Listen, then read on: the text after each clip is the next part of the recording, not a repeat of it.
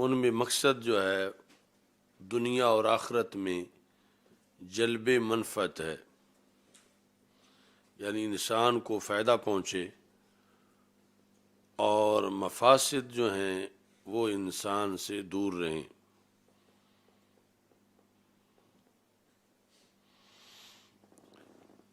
اب اس جلب منفعت کے مقابلے میں ضرر رساں امر ہے، کیونکہ کسی چیز کا بھی جو ضرر ہے وہ مفاسد کو قریب کرتا ہے۔ تو جلب منفعت کا ثمرہ مکمل تب حاصل ہو سکتا ہے کہ جب ضرر کا اس کے مقابلے میں مکمل طور پر ازالہ کر دیا جائے۔ یہ اصول اصل میں حدیث شریف سے ماخوذ ہے، جو رسول اکرم صلی اللہ علیہ وسلم کا فرمان ہے، لا ضرر ولا ضرار۔ انہی لفظوں کو فقہا نے پھر آگے ایک قاعدہ کلیہ کا رنگ دیا ہے۔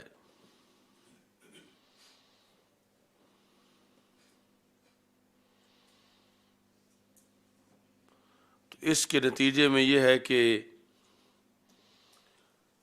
جس چیز کا انتہائی نقصان ہونا ہو، شریعت اس کو ابتداً ہی رد کرتی ہے، اور ضرر رساں کو جو بھی چیز ہو اسے پکا نہیں کیا جاتا شریعت کے اندر، خواہ وہ ضرر عام ہو یا ضرر خاص ہو۔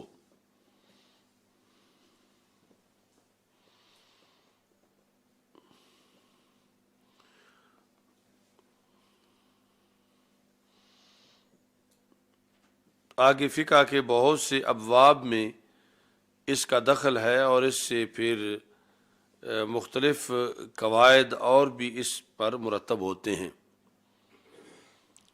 تو یعنی اس اصول کو یوں پڑھا جائے گا، الضرر یزال، اس کا ازالہ کیا جائے گا۔ الضرر یزال، ضرر کا ازالہ کیا جائے گا، یعنی ابتدا سے ہی جس کا انتہا میں جا کے ضرر پہنچنا ہے، اور تو اس کے مختلف آگے اس سے اصول جو ہے وہ متفرع ہوں گے۔ پہلا جو ہے لا ضرر ولا ضرار، فلا یجوز ایقاع الضرر بأی شکل من الاشکال، وَإِن وَقَعَ الضَّرَرُ فَلَا يَجُوزُ الْجَزَاءُ۔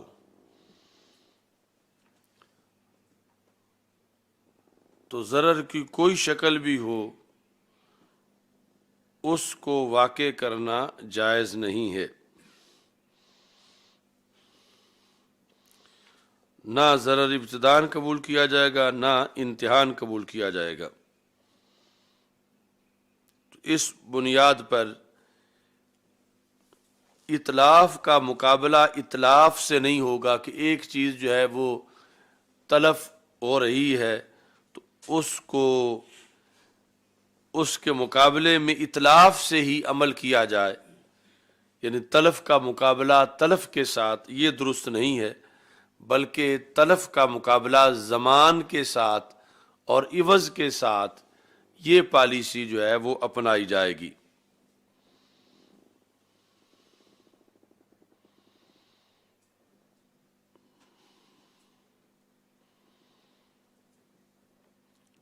باقی جہاں پر کوئی اور حل نہ ہو تو وہاں وہ مسئلہ مستثنیٰ مثال کے طور پر قصاص جو ہے اس میں جرائم سے رکاوٹ کے لیے پھر قصاص کا بدلہ قصاص ہی ہے، یعنی وہاں پر تلف کا بدلہ تلف ہے کہ ایک طرف قتل ہوا تو جواب میں بھی قتل ہی ہوگا، تو وہ صورت مستثنیٰ ہے۔ باقی جو ہے وہ یہ کوشش کی جائے گی کہ اگر ایک طرف تلف ہے تو دوسری طرف اس کی ضمان ہو، نہ کہ دوسری طرف بھی تلف ہو۔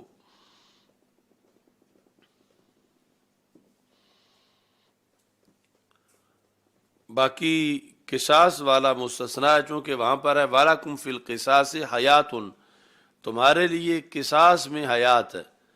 حالانکہ بظاہر قصاص میں ممات ہے کہ ایک بندہ قتل ہوا تو اس کے جواب میں اب دوسرا قتل کیا جا رہا ہے، تو عام عقل کہتی ہے کہ اب گیا بندہ تو واپس نہیں آتا، چلو ایک طرف تو نقصان ہو گیا، اب دوسرا تو نہ کرو۔ تو اس میں اللہ کی حکمت یہ ہے کہ دوسرا قتل ہونا یہ اصل میں حیات ہے، کیونکہ اگر دوسرا جب قصاص میں قتل ہوگا تو پھر آگے سلسلہ قتل کا بند ہوگا، اور اگر دوسرے میں گنجائش مل گئی تو پھر آگے قتل ہوتے رہیں گے۔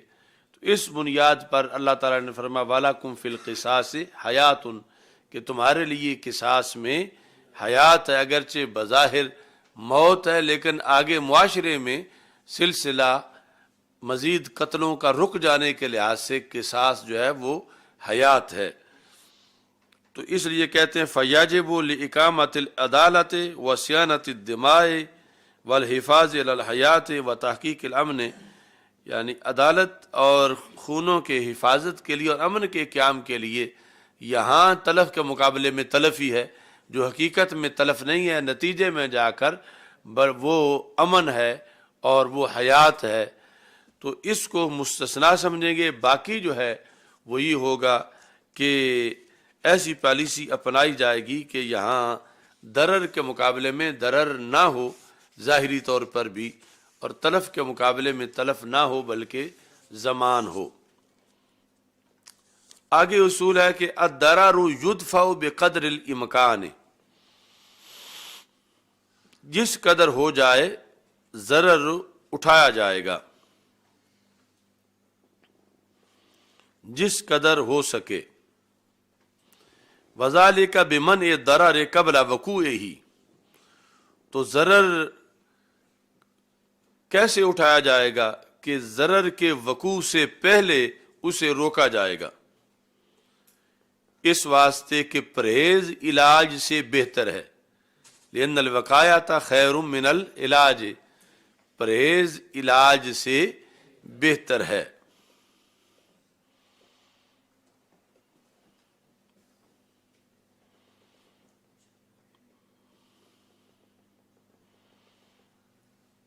مثلا علاج ہونا ہے وہ آپریشن کے ذریعے سے، تو وہ ایک ضرر ہے، تو اس کے وقوع سے پہلے اسے اٹھایا جائے کہ اس کی نوبت ہی نہ آئے۔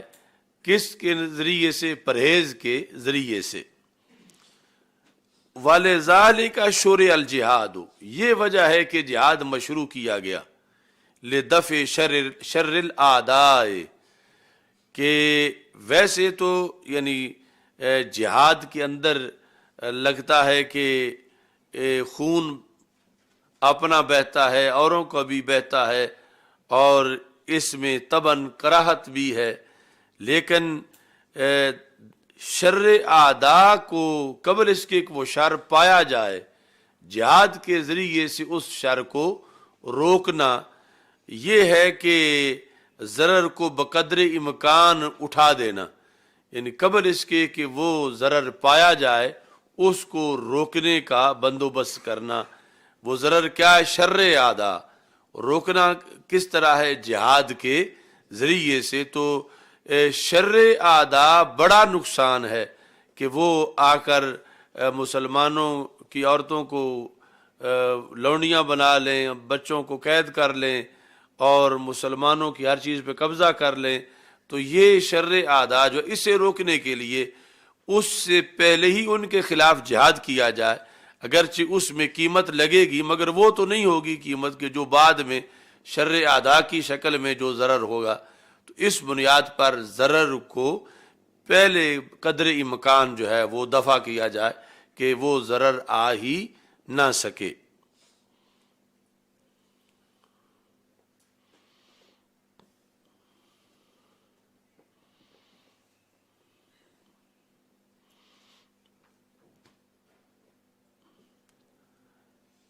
ایسے ہی یعنی عفت کو لازم کیا گیا تاکہ متوقع ضرر نہ پایا جائے.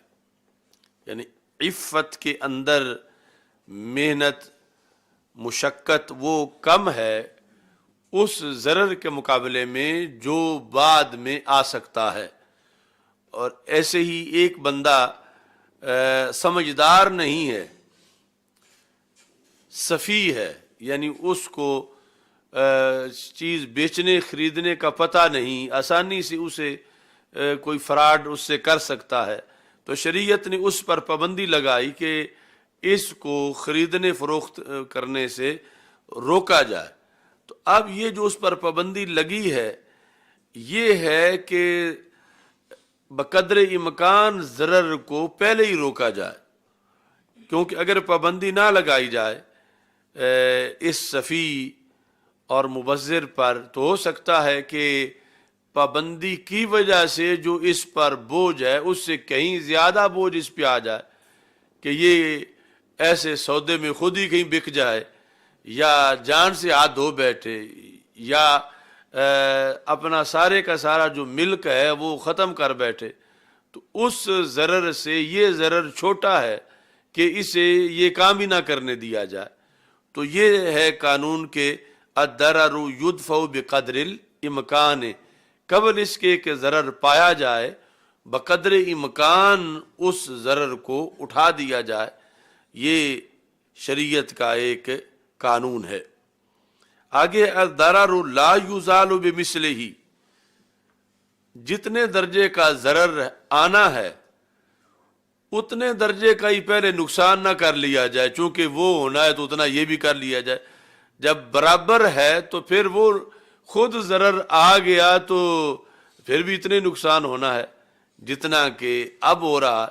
تو ضرر اٹھانے کے لیے ضرر سے کم درجے کا نقصان تو برداشت ہے مگر ضرر کے مساوی نقصان برداشت نہیں ہے. الضرر لا یزال بمثلہ، ضرر کی مثل ضرر سے ازالہ نہیں کیا جاتا، اس سے کم ضرر میں تو ازالہ صحیح ہے لیکن ضرر کی مثل ضرر کے ساتھ ازالہ درست نہیں ہے. یہ وضاحت لا ضرر ولا ضرار کی، اور ضرر لا یزال بضرر آخر وان الضرر یزال بشرط اللہ یکون بضرر مثل الاول. یعنی جب ضرر کا ازالہ پیش نظر ہوتا ہے تو اس میں یہ شرط ہے کہ یہ ضرر کی ہم پلہ ضرر نہ ہو ازالہ میں بلکہ اس سے تھوڑا ہو، تو پھر تو اس کا فائدہ ہے، ورنہ اس کا کوئی فائدہ نہیں ہے. اب مثال کے طور پر ایک فقیر بندہ ہے تو اس کے لیے نان و نفع کا لازم کرنا ہے کہ اس سے مدد، فقیر بندے کے ساتھ مدد ہو جائے کہ وہ فقیر ہے.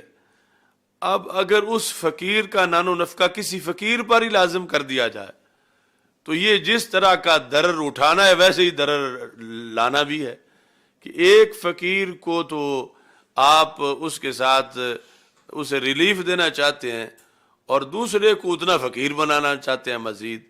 تو یہ ہے یعنی اس کی صورت کہ ضرر جو ہے وہ اپنی مثل کے ساتھ اس کا ازالہ نہ کیا جائے. یہاں ضرر کا ازالہ تو کیا جا رہا ہے مگر اپنی مثل کے ساتھ کیا جا رہا ہے.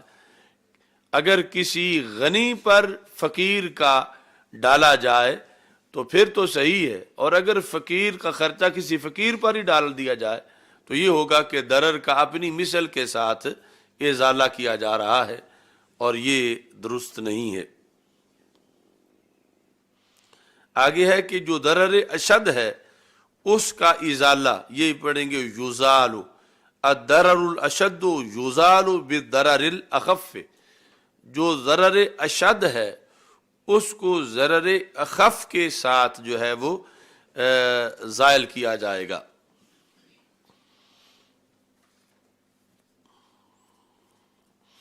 تو یہ فقہ میں مثال دیتے ہیں جا کر کہ بنائے قصر اور ہدم مصر، یعنی کوئی اپنا محل بنانے کے لیے پورا شہر گرا دے تو بنا تو محل ہے اور گر سارا شہر گیا ہے، تو اس کو جائز نہیں سمجھا جاتا کہ کوئی دلائل دے کہ اتنا فائدہ حاصل ہو گیا کہ محل بن گیا ہے، اب کتنا عالی شان محل بن گیا ہے، کتنا قیمتی محل بن گیا ہے. تو اگر اس محل کے بننے میں محض کوئی ایک چھوٹا سا گھر تباہ ہوتا جو اس محل سے چھوٹی قیمت کا ہے، پھر تو چلو یہ ہو گیا کہ تھوڑا نقصان ہوا بڑا فائدہ ہوا. اور اگر یہ ہے کہ پورا شہر برباد ہوا اور محل بنا، تو پھر محل سے کہیں بڑا نقصان ہو گیا اور پھر جا کے محل بنا. تو اس کو کہتے ہیں کہ بناء کسر اور ہدم مصر، یعنی یہ اشارہ کر کے پھر اس اصول کی طرف اشارہ کر دیتے ہیں کہ یہ کام جائز نہیں ہے. اگر ایسا کرو گے تو لازم آئے گا بناء کسر و ہدم مصر، یعنی فائدہ تھوڑا ہوگا نقصان زیادہ ہوگا، تو تم تھوڑے فائدے کے لیے یہ بڑا نقصان نہ کرو. یعنی کسی پالیسی کے بارے میں کہا جائے گا کہ یہ پالیسی بناء کسر اور ہدم مصر ہے، کہ تمہاری توجہ صرف بناء کسر کی طرف ہے، حالانکہ اس پہ جو لازم آ رہا ہے وہ ہدم مصر ہے، جس کے اندر ہزاروں کسر جو ہیں وہ گریں گی اور پھر یہ تمہارا جو ہے وہ کسر بنے گا. تو اسی سے ہے کہ ایک ہے ضرر اشد، ایک ہے ضرر اخف. تو الضرر الاشد یزال بضرر الاخف، یعنی جہاں پر ایک کسر گرنے سے پورا مصر بن رہا ہو، تو اب یہ ہوگا کہ جو ضرر اشد ہے، یعنی ایک کسر گرنے سے پورا مصر بچ رہا ہو، تو یہ ہوگا کہ ضرر اشد جو ہے اس کا ازالہ کر دیا گیا ضرر اخف کے ساتھ، کہ ایک کسر تو گرا دیا گیا ہے مگر پورا مصر بچا لیا گیا، کہ پورا مصر کا گرنا وہ ضرر اشد تھا تو اس کا ازالہ کر دیا گیا ہے. کس سے؟ تھوڑے نقصان کے ساتھ، اور وہ تھوڑا نقصان جو ہے وہ عدم کسر کے ساتھ ہو گیا ہے، اور بناء مصر جو ہے وہ محفوظ کر لی گئی ہے. تو یہ ہے کہ ضرر اشد جو ہے اس کا ازالہ کر لیا جائے گا ضرر اخف کے ساتھ.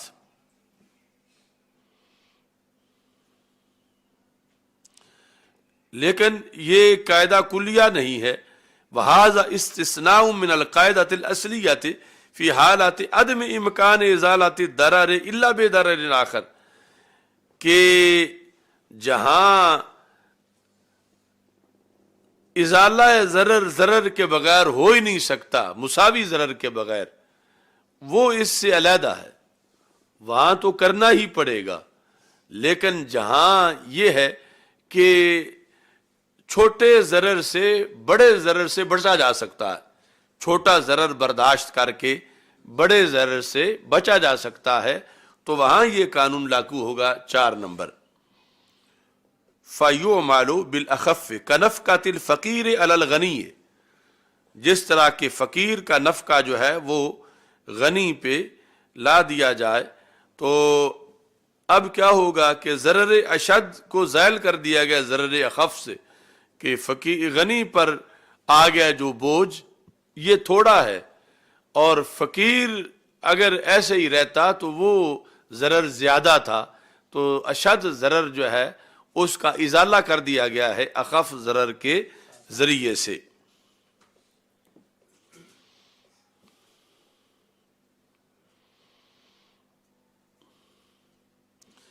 ایسے ہی کہ جو مال قسمت کو قبول نہیں کرتا، وہاں قسمت کو روک دینا.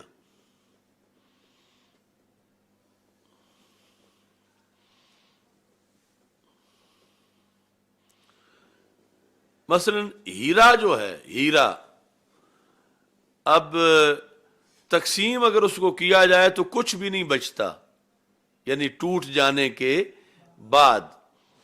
تو یہاں پر جو ہے وہ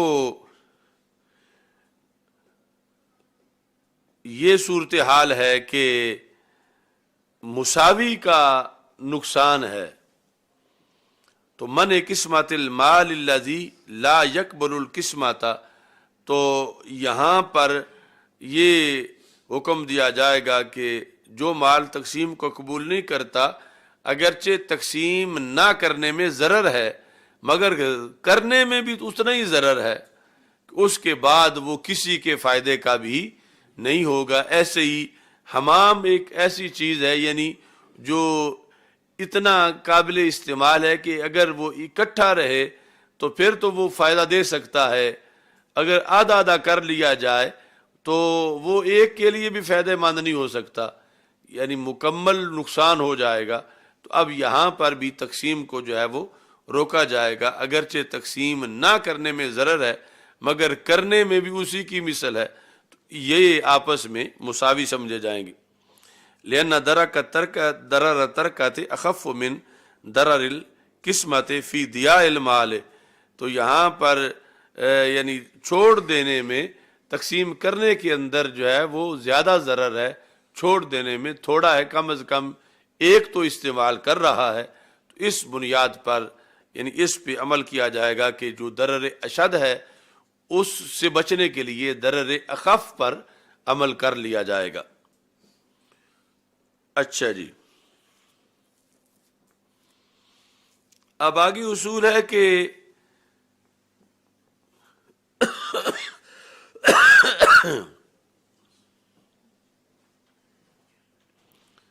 جب دو شر ہوں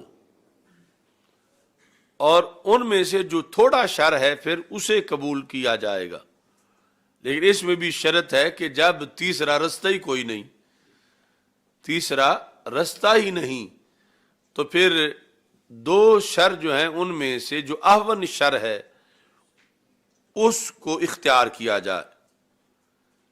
یختار احون الشرین، دو شر ان میں سے جو احون شر ہے اس کو اختیار کیا جائے۔ ابھی ہر اصول جو ہے ان کے کچھ قیود ہیں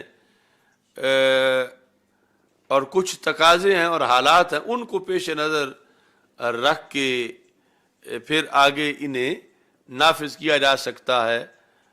اگر انہیں نافذ نہ کیا جائے تو پھر یعنی قیود کو پیش نظر نہ رکھا جائے تو پھر یہ اصول کارگر نہیں ہوتے۔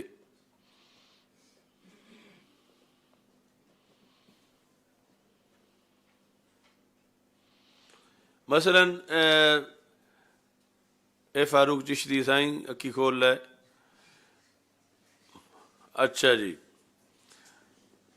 بحث ہو رہی ہے کہیں کسی اجلاس میں کہ وہابیوں کے ساتھ اتحاد کرنا چاہیے یا شیعوں کے ساتھ کرنا چاہیے، تو وہاں کوئی فقیہ صاحب بیٹھے ہیں، وہ کہتے ہیں شرین میں سے جو احول شر ہے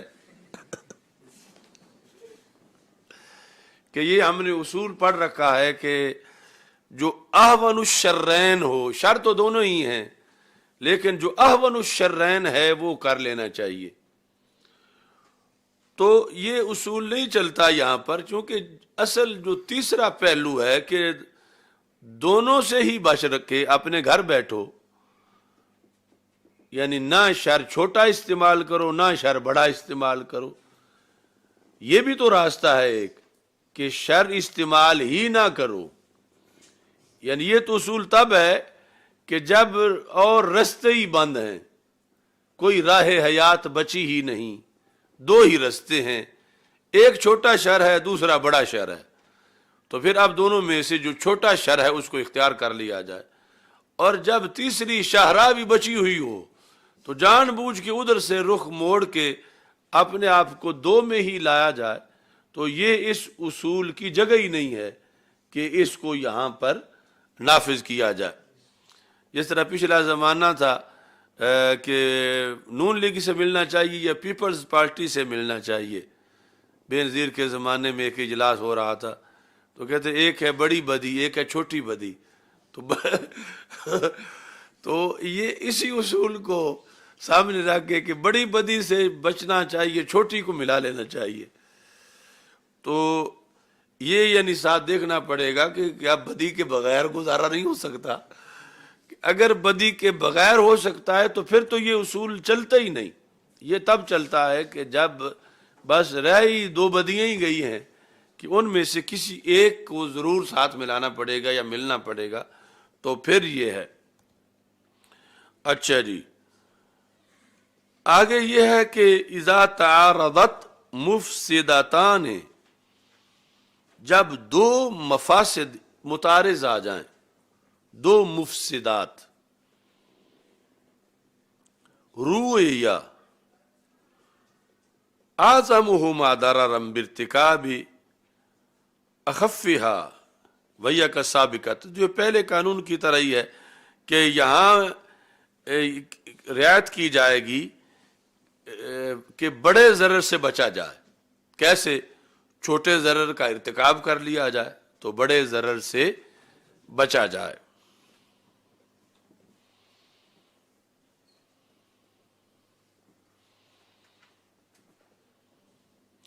اب اس کی مثال یوں ہے کہ مثلا جنگل میں ہے،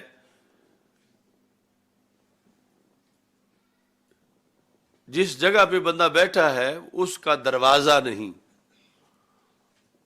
اور چھت ہے، دیواریں بھی ہیں، مگر دروازہ نہیں۔ شیر جو ہے وہ باہر کھڑا ہے قریب ہی، وہ اندر آ سکتا ہے مگر اندر سردی سے بچا ہوا ہے، اور اگر یہ بندہ درخت پہ چڑھ جائے تو پھر شیر سے بچ سکتا ہے، اگرچہ سردی اندر کے مقابلے میں کچھ زیادہ لگے گی، سردی بھی ایسی نہیں کہ برف جم رہی ہو۔ تو اب یہ ہے کہ شیر والا نقصان بڑا ہے اور سردی والا تھوڑا ہے، تو یہ جان بچانے کے لیے درخت کے اوپر چڑھ جائے۔ سردی تو اس چھت کے نیچے والی سردی سے کچھ زیادہ لگ جائے گی، مگر شیر کے پنجوں سے تو بچ جائے گا۔ تو اس طرح یعنی بڑے ضرر سے بچاؤ کے لیے یعنی اس کو رعایت میں رکھا جائے گا، بڑے نقصان سے بچاؤ کو، تو چھوٹا نقصان جو ہے، یہ چھوٹا ضرر، اس کو قبول کر لیا جائے گا۔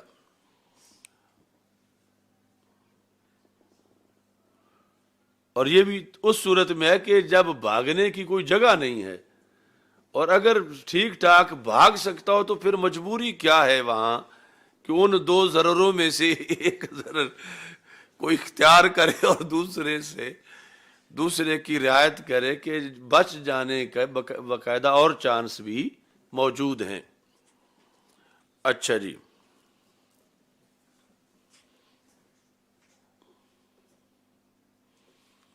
وَلِذَلِكَ يُجُوزُ شَقُّ بَطْنِ الْمَرْأَةِ الْمَيْتَةِ لِإِخْرَاجِ الْجَنِينِ إِذَا كَانَ حَيًّا، اس پر اس قاعدے کا مدار ہے کہ ایک عورت فوت ہو گئی ہے اور اس کے پیٹ میں بچہ زندہ ہے، یعنی خود وہ فوت ہو گئی ہے اور یہ معلوم ہو رہا ہے کہ بچہ اندر پیٹ میں حرکت کر رہا ہے، تو اب ویسے تو کسر عظم المیت کا کسر عظم الحی، مردہ کی ہڈی کو توڑنا یا جسم کو پھاڑنا یوں ہی جرم ہے جیسے زندہ کی ہڈی کو توڑنا جرم ہے۔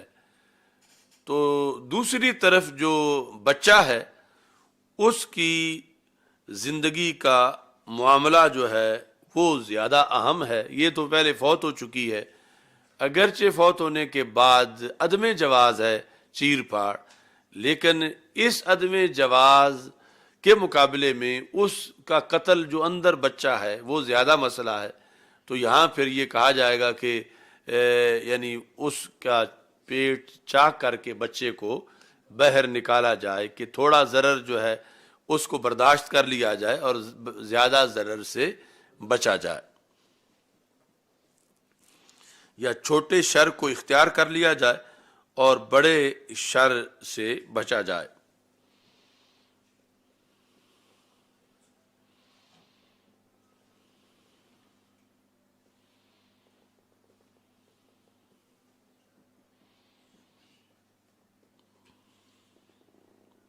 چلو الحمدللہ،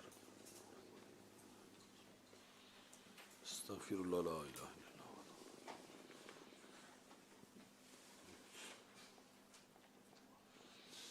صلی اللہ تعالی علیہ